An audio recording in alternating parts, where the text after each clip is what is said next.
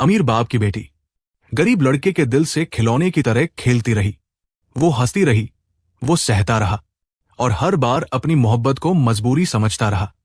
लेकिन जब दिल टूटा तो चुप्पी ने चीख बनकर जवाब दिया। उसने जो किया, उसने हर चेहरे से नकाब हटा दिया। ये सिर्फ कहानी नहीं, वो हकीकत है जो रुला देगी। पूरी कहानी जानने के लिए वीडियो को आखिर तक जरूर देखें। लेकिन आगे बढ़ने से पहले वीडियो को लाइक करें, चैनल को सब्सक्राइब करें और कमेंट में अपना और अपने शहर का नाम जरूर लिखें। दोस्तों, ये सच्ची कहानी बिहार प्रदेश के मुजफ्फरपुर जिले के मोतीपुर का रहने वाले एक लड़के की है। दोस्तों, शाम के करीब 5 बजे के आसपास शहर की एक भीड़ भाड़ वाली सड़क पर सफेद रंग की एसयूवी धीरे धीरे आगे बढ़ रही थी। गाड़ी में बैठी थी श्रद्धा मेहरा, एक तेज तर्रार, ईमानदार और बेहद समझदार महिला अधिकारी, जो अपने काम और संवेदनशील दिल की वजह से लोगों के बीच जानी जाती थी। लेकिन उस दिन की शाम कोई आम शाम नहीं थी। जैसे ही श्रद्धा की नजर सड़क किनारे फुटपाथ पर पड़ी, वो चौंक गई। एक लड़का बैठा था, सिर झुकाए और आंखों से आंसू बहते जा रहे थे। वो बार बार उन्हें अपने हाथों से पोंछ रहा था, जैसे इस दुनिया से अपने टूटने की सच्चाई छुपाना चाहता हो। गाड़ी उसके पास से गुजरने ही वाली थी कि श्रद्धा ने ड्राइवर से कहा, रुको, जरा गाड़ी पीछे लो। ड्राइवर थोड़ा हैरान हुआ, लेकिन श्रद्धा की आंखों की बेचैनी देखकर उसने तुरंत ब्रेक मारा। गाड़ी रुकते ही श्रद्धा उतर गई और सीधा उस लड़के की ओर बढ़ी। जब पास पहुंची तो जैसे वक्त कुछ पल के लिए थम गया।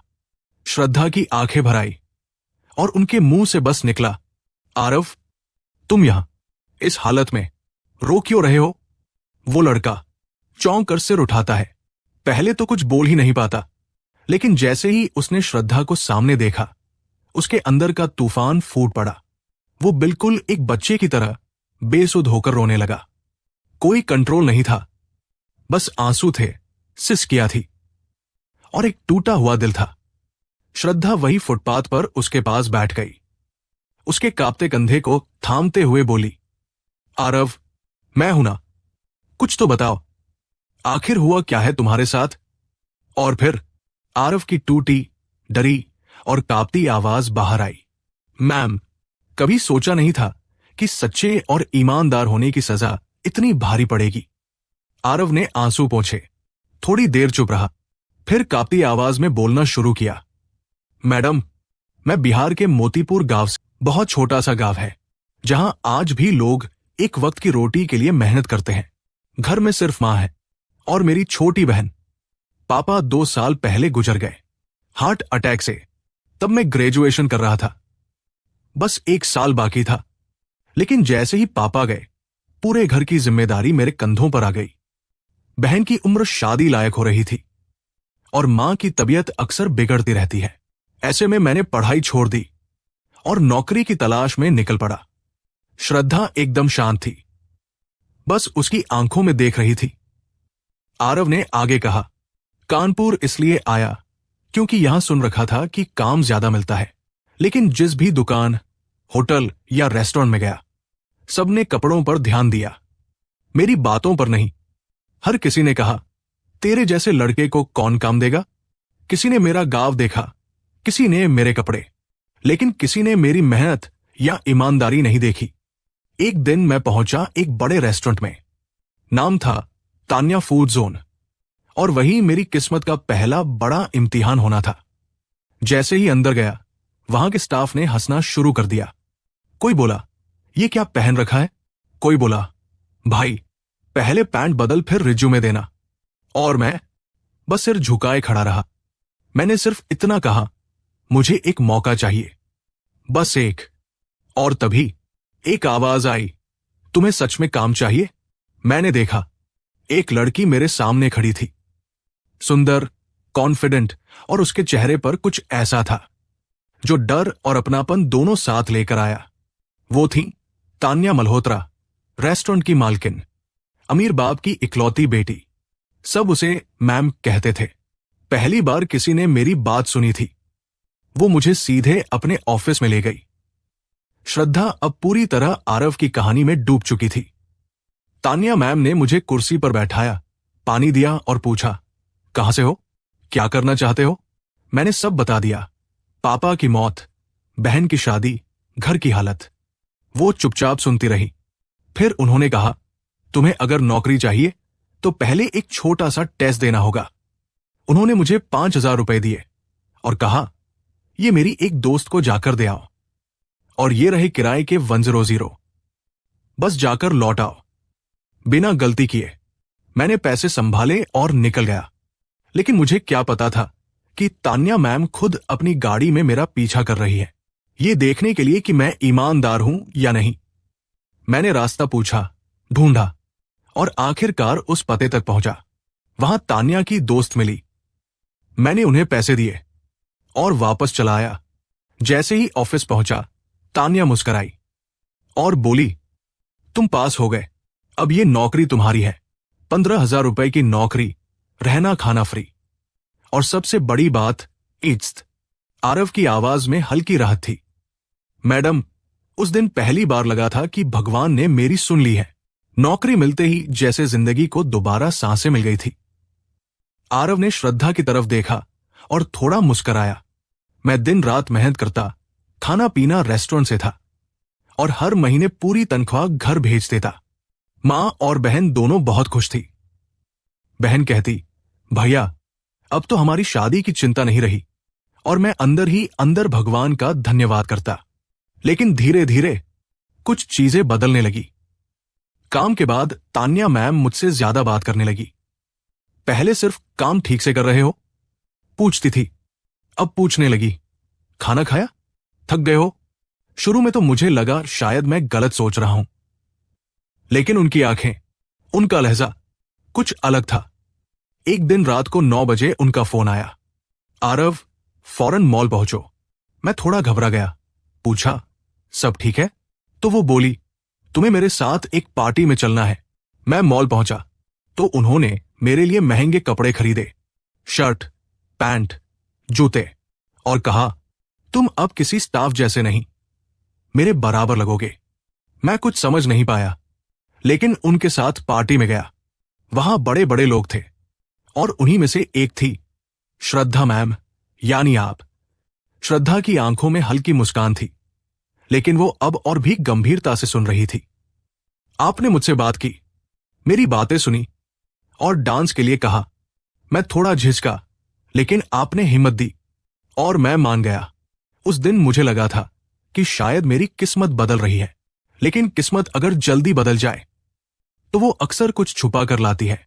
पार्टी के बाद तान्या नशे में थी और मैंने उन्हें घर छोड़ा। उनके पापा घर पर नहीं थे। उन्होंने कहा, आरव अब रात हो गई है, यही रुक जाओ। मैंने मना किया, लेकिन उन्होंने मेरा हाथ पकड़ लिया। वो मुझे अपने बेडरूम की तरफ ले गई और दरवाजा बंद कर दिया। मैं घबरा गया और बोला, मैम आप नशे में हैं, सुबह बात करेंगे। लेकिन वो बोली, आरव मैं तुमसे प्यार करती हूं और तुमसे शादी करूंगी। वो बेड पर लेट गई और कुछ ही देर में सो गई। मैं चुपचाप बाहर निकल आया और हॉल में बैठकर रात भर सोचता रहा, ये सब सही है या मैं कहीं उलझ रहा हूं। सुबह जब वो उठी तो फिर वही बात दोहराई। जो मैंने रात कहा वो शराब के नशे में नहीं था। मैं तुमसे शादी करना चाहती हूं। श्रद्धा अब एकदम शांत थी, लेकिन उनके चेहरे पर अब चिंता साफ झलक रही थी। आरव ने कहा, मैडम मैंने हां कर दी क्योंकि उस वक्त मुझे लगा था कि कोई मुझे पूरी तरह से अपना रहा है, बिना शर्त। आरव की आंखें थोड़ी नम हो गई, लेकिन उसने बोलना जारी रखा। तान्या ने कहा, हम शादी करेंगे, लेकिन किसी को नहीं बताएंगे, न मेरे घर वालों को, न तुम्हारे। वक्त आने पर सबको पता चल जाएगा। मैंने कहा, कम से कम अपनी फैमिली को तो बता दो। लेकिन वो बोली, पापा नहीं मानेंगे। तुमसे उम्र, क्लास सब में फर्क है, लेकिन मैं तुम्हें चाहती हूं। बस तुम्हारा साथ चाहिए। उसके प्यार और यकीन के बीच मैंने सारी दुविधाएं छोड़ दी और हम एक मंदिर में चुपचाप शादी कर बैठे। ना कोई गवाह, ना तस्वीर, ना ऐलान। बस मैं, तान्या और एक पंडित। शादी के बाद भी जिंदगी में ज्यादा कुछ नहीं बदला। वो अब जब चाहती मुझे बुला लेती, कभी घर जब पापा घर पर ना होते, कभी होटल, और मैं अपने आप को उसका पति मानते हुए उसके हर बुलावे पर चला जाता। लेकिन धीरे धीरे मैंने कहना शुरू किया, अब हमें अपने घर वालों को बता देना चाहिए। पर हर बार तान्या टाल देती। वक्त आने पर, अभी नहीं, आरव ने गहरी सांस ली। मैंने खुद को बहुत समझाया, लेकिन फिर एक दिन सब कुछ अचानक टूट गया।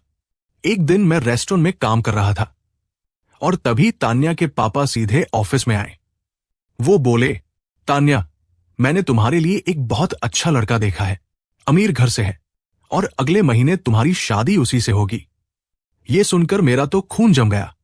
मैंने तान्या की तरफ देखा, वो चुप रही, फिर मुस्कुराकर बोली, जैसा आप कहें पापा।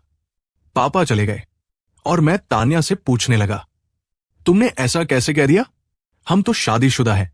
और उस वक्त जो जवाब मिला वो मेरी आत्मा को चीर गया। तान्या बोली, हां, तुमसे शादी की है, लेकिन दुनिया के सामने नहीं।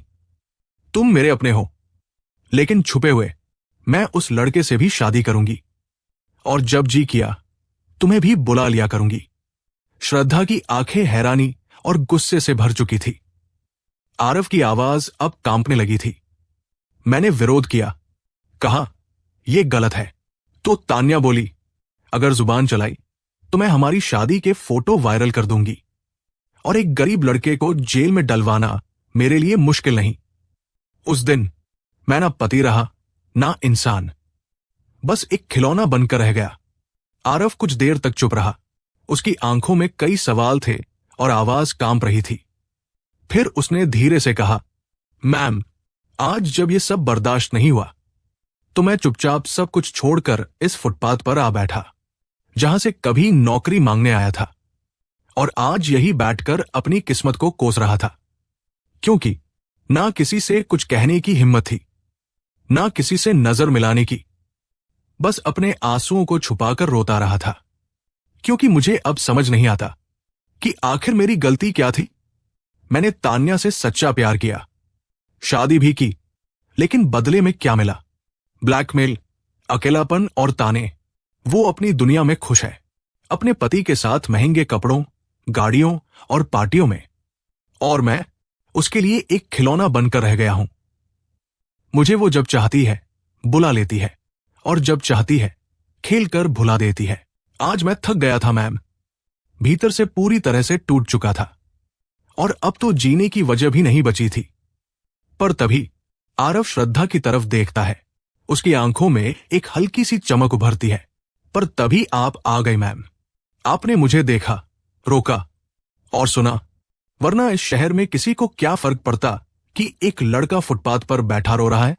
श्रद्धा ने धीरे से उसका हाथ थामा और बोली, आरव, अब बस, अब तुम अकेले नहीं हो, मैं तुम्हारे साथ हूं और तान्या को उसके हर गुनाह की सजा दिलाकर रहूंगी। जो तुमने सहा है वो इंसाफ मांगता है और मैं तुम्हारा साथ कभी नहीं छोड़ूंगी। आरव की आंखों में अब भी नमी थी, लेकिन उस नमी के पीछे अब एक उम्मीद झलक रही थी, क्योंकि पहली बार किसी ने उसे समझा था और बिना शर्त उसके साथ खड़ा हुआ था। श्रद्धा ने आरव को फुटपाथ से उठाया, पानी पिलाया और अपनी कार की पिछली सीट पर बिठाया। फिर मोबाइल निकाला और बिना एक पल गवाए तान्या को कॉल लगाया। फोन उठते ही श्रद्धा का लहजा पूरी तरह बदल गया। तान्या, मुझसे तुरंत मिलो, तुम्हारे खिलाफ एक गंभीर बात है। तान्या ने जैसे ही सुना घबराकर बोली, अभी तो मीटिंग में हूं, कल मिलते हैं। श्रद्धा ने एक शब्द में बात खत्म कर दी। अगर आज नहीं मिली तो कल पुलिस केस होगा। फोन कट गया। आरव थोड़ा घबरा गया। मैम, क्या ये ठीक होगा? श्रद्धा ने उसकी तरफ देखा और कहा, आरव, जब तक तुम चुप थे तब तक वो ताकतवर थी। अब वक्त है कि तुम्हारा सच बोले और उसका झूठ रोए। कुछ ही देर बाद श्रद्धा और आरव शहर के एक कैफे में बैठे थे। तान्या वहां पहुंची और जैसे ही उसने आरव को श्रद्धा के साथ देखा, उसका चेहरा उतर गया।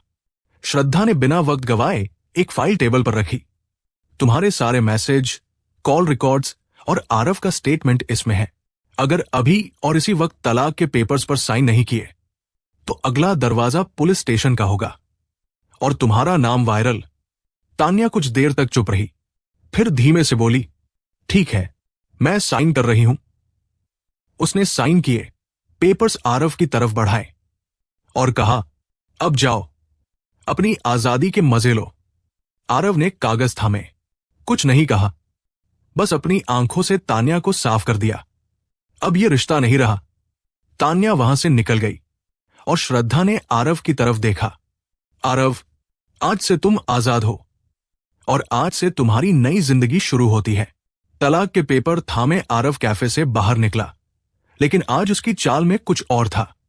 एक हल्कापन, एक सुकून और सबसे बड़ी बात, आजादी। उसने श्रद्धा की तरफ देखा और धीमे से कहा, मैम, अब मैं गांव जाना चाहता हूं, मां और बहन के पास। उन्हें बताना है कि उनका बेटा अब बेवकूफ नहीं रहा, बल्कि खुद के लिए भी जीना सीख गया है। श्रद्धा मुस्कुराई और बोली, जाओ, लेकिन ये मत भूलना कि कोई है जो तुम्हारा इंतजार कर रहा है। आरव गांव चला गया। सबसे पहले पुराना नंबर बंद किया, फोन साइलेंट किया और मां ने उसे देखकर सीने से लगा लिया। बहन खुशी से रो पड़ी। आरव ने सब कुछ बता दिया, तान्या का धोखा, श्रद्धा की मदद और अपनी आजादी। घर वालों ने उससे कहा, अब तुम कहीं नहीं जाओगे, यही रहो हमारे साथ। आरव ने सिर हिलाया। उसे भी लगा कि अब सुकून यही है। लेकिन कुछ हफ्तों बाद एक काली एसयूवी उसके गांव के बाहर आकर रुकी। उसमें से उतरी श्रद्धा और साथ थे उसके माता पिता। गांव के लोग हैरान थे। आरव दौड़ता हुआ आया। मैम, आप यहां? श्रद्धा ने मुस्कुराकर कहा। क्यों, अब सिर्फ मैम रह गई हूं क्या? सब लोग हंसने लगे। फिर श्रद्धा ने सीधा आरव की आंखों में देखा और बोली, मैं यहां तुम्हें लेने आई हूं आरव, ताकि तुम सिर्फ मेरी जिंदगी में न रहो, बल्कि जिंदगी बन जाओ। मैं तुमसे शादी करना चाहती हूं। आरव, उसकी मां, बहन, सभी स्तब्ध, गांव वाले भी सन्न। लेकिन जब श्रद्धा ने सबके तरफ देखते हुए कहा, मैं इसे दुनिया के सामने अपनाना चाहती हूं, क्योंकि सच्चे लोग छुपाकर नहीं रखे जाते, उन्हें सम्मान के साथ साथ रखा जाता है, तब सबके दिल जीत लिए। गांव के मंदिर में सादगी से, पर पूरे गांव की मौजूदगी में श्रद्धा और आरव की शादी हुई। न कोई डर, न कोई धोखा, सिर्फ सच्चा साथ। इस कहानी से हमें यह सीखने को मिलता है कि कोई कितना भी मजबूर क्यों न हो, अगर वो ईमानदार और सच्चा है तो वक्त जरूर बदलता है। झूठ और दिखावे से भले कुछ वक्त की जीत मिल जाए, लेकिन अंत में जीत हमेशा सच्चाई और चरित्र की होती है। और सबसे जरूरी बात, अगर कोई टूट जाए तो उसे छोड़िए मत, बस थोड़ा साथ दीजिए, क्योंकि कभी कभी किसी का सहारा ही उसे दोबारा जीने का हौसला दे देता है। अब आपसे एक सवाल, अगर आपकी जिंदगी में कभी आरव जैसी स्थिति आ जाए, जहां प्यार और धोखा एक साथ मिले, तो आप क्या करेंगे? क्या आप आरव की तरह सब चुपचाप सहते रहेंगे या आवाज उठाएंगे? अपना जवाब नीचे कमेंट में जरूर दीजिए। आपकी एक लाइन किसी और के लिए उम्मीद बन सकती है। और हां, अगर कहानी पसंद आई है तो वीडियो पर लाइक करें और हमारे चैनल स्टोरी बाय AK को जरूर सब्सक्राइब करें। मिलते हैं अगली वीडियो में नई कहानी के साथ। जय हिंद, जय भारत।